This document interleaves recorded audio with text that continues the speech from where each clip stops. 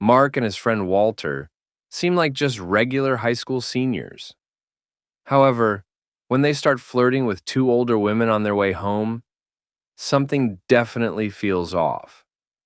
When they get to Mark's house, Mark is surprised to discover that his mom, Tanya, has prepared an 18th birthday party for him. Even more surprising, one of the guests is Melanie, the girl Mark has a crush on. As the party continues, Mark accidentally sees Melanie in the bathroom getting ready for a pool party. She asks him to help tie her bikini, but just then, his overprotective mom comes in and does it herself. At the pool, Mark watches Melanie swim from a distance, but Walter interrupts and tells him he needs to get his mom out of the house if he wants a chance with Melanie. Mark is an only child, and his dad died when he was young, so his mom is very protective. Mark comes up with an idea and asks his mom's coworker, Randy, who likes his mom, to take her out to dinner. When his mom leaves, Mark and his friends start their own party. Walter starts kissing Melanie's friend, but Mark feels shy and quiet around Melanie. Then, Deacon shows up and invites them to Bible study. It later turns out that Tanya had asked him to check on Mark while she was out. The next day, Mark's mom tells him to buy some things at the hardware store. At the store, he meets Carissa, an older woman who mistakenly thinks he works there. Still, Mark helps her and explains how she can install the shower head she bought. As she leaves, Mark looks at her from behind and seems attracted to her. And with that begins a series of events and decisions that will change the course of his life in the coming weeks.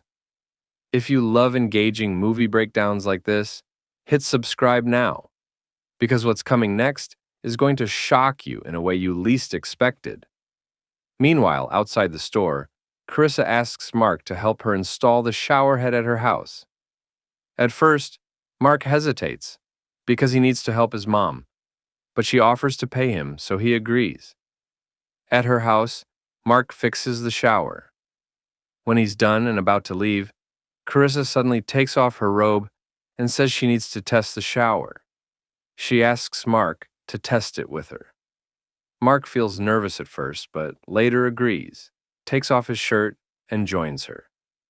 They end up making love that day. Later, Mark tells his best friend Walter about it, but Walter secretly begins to feel envious. That night, Mark goes on a date with Carissa. During the date, Mark talks about an app he's making, and Carissa says she knows someone at Intel who might want it. Mark gets excited, but Carissa whispers that she wants something in return. While she leaves to go to the bathroom, a young man quickly approaches Mark and warns him to leave now, while he still can, but Mark ignores him. Later, Mark goes to Carissa's place and stays the whole night. The next day, Mark's mom is upset. She scolds him for not sleeping at home and not calling all night, which made her nervous. Regardless, Mark continues spending more time with Carissa. He also learns that Carissa has been married before and inherited a lot of money after her rich husband died 5 years ago. Mark and Carissa begin to grow very close to each other and have intimate affairs more often. One night, while Mark is in the shower, his mom looks at his phone and finds out about Carissa. Thinking she was a high school student, she tells Mark to invite her for dinner. However, when she arrives, Tanya is shocked to see Carissa looks her age. At dinner, everyone is awkwardly quiet until Carissa breaks the silence by talking about Mark's app. She says it could be a big success, and maybe Mark won't need college. Tanya gets angry and says Mark must not skip his scholarship at Princeton. Tanya also says she doesn't approve of their relationship. Carissa replies that Mark is not a kid anymore and can make his own decisions, which further angers Tanya. Carissa leaves and Mark tries to apologize, but Carissa tells him real men make their own decisions, not ask their mom. Meanwhile, Tanya says she will scold Mark when he gets back, but then she sees him leaving with Carissa. At Carissa's place, she handcuffs Mark to the pool and makes love to him. Elsewhere, Tanya searches the internet for information about Carissa and finds out she is a widow, just like her, and that her late husband was old, but very rich. The next day, Tanya goes to Carissa's house to apologize. She tells Carissa that, as a widow, she understands what she's feeling. But Carissa says Tanya is pathetic. She tells her to leave. Tanya warns Carissa that Mark will leave her one day, but Carissa disagrees and shuts the door. Later, Carissa asks Mark to move in with her, but he hesitates because his mom still needs him. Also, he's moving out soon to start college. Carissa gets upset and tells him to go home. Next, Tanya talks to Randy about how worried she is for Mark. Randy says Mark needs to make his own mistakes and learn. Tanya thinks that's cruel and says Carissa is crazy. Randy then mentions the girl Mark met at the party, and Tanya decides to invite Melanie over. When Melanie arrives, Mark looks really happy. After lunch, Tanya encourages Mark and Melanie to go on a date and stay out as long as they want. Mark feels awkward, but Melanie laughs it off. They go out for ice cream and talk all night. Mark kisses Melanie, not knowing Carissa is angrily watching them from a distance. Afterwards, when Melanie gets into her car to leave, Carissa suddenly appears behind her with a knife. She warns Melanie that Mark belongs to her and tells her to stay away. Before leaving, Carissa cuts Melanie's cheek with the knife. The next day, Mark tries calling Melanie several times, but she ignores him. He then tells Walter that he wants to break up with Carissa and be with Melanie instead. Walter goes to Carissa's house to tell her that Mark wants to break up.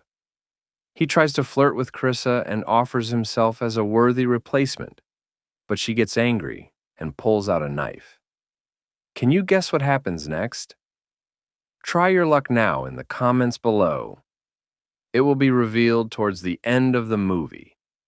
Meanwhile, Mark finally video calls Melanie, but her face is hidden.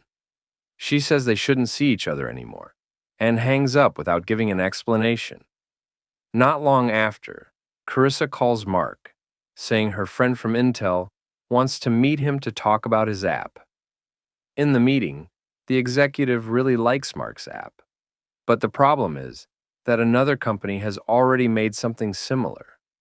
So, instead of buying it, he offers Mark a job when he's ready. After the man leaves, Carissa tells Mark he should take the job now and skip college. Mark tells her to stop trying to help because he wants to handle things on his own now. As he tries to leave, Carissa hits him from behind with a bottle, and Mark loses consciousness. Elsewhere, Tanya is worried because she hasn't heard from her son for a whole day. She tries to call his best friend Walter, but he doesn't answer either. Mark wakes up tied up inside a sauna. Carissa then tells him she did the same thing to her ex-husband and begins to hurt Mark with a fire poker. Then, she texts Tanya from Mark's phone.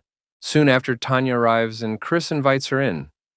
She gives Tanya handcuffs and tells her to put them on if she wants to see Mark. Carissa leads Tanya to Mark and leaves a gun with only one bullet for her to decide if she wants to shoot herself or her son. Meanwhile, Randy gets worried when he can't get in touch with Tanya, so he goes looking for her. Hours go by in the sauna, and Tanya and Mark start feeling dizzy. Tanya almost shoots herself to save Mark, but then she quickly gets a brilliant idea. She hits the hot stones together, creating a loud bang, and pretends to be dead on the floor next to the gun. Carissa hears the sound and rushes to the sauna, finding Tanya on the floor. When Carissa tries to check on her, Tanya quickly attacks, and they start fighting fiercely. Tanya finally pushes Carissa's head onto the hot sauna stones until Carissa loses consciousness. She then drags Mark out of the sauna, but surprisingly, Carissa chases after them. Just as she's about to attack, Randy throws a trident at Carissa, fatally wounding her. And then, to everyone's surprise, he also finds Walter tied up inside a bin. Did you guess that correctly? If you did, please give this video a thumbs up. If you didn't, then hit the subscribe button. 1 month later, Mark is getting ready to leave for college with Melanie. Tanya finally becomes less overbearing, allowing her son to make his own choices. The story ends with Walter's new girlfriend arriving. She's a rich senior citizen. What do you think about this thriller movie? Do you believe Carissa purposely targeted Mark at the store and that their meeting wasn't a coincidence? Let me know in the comments. And if you want more thriller recaps like this, hit the subscribe button so you never miss one.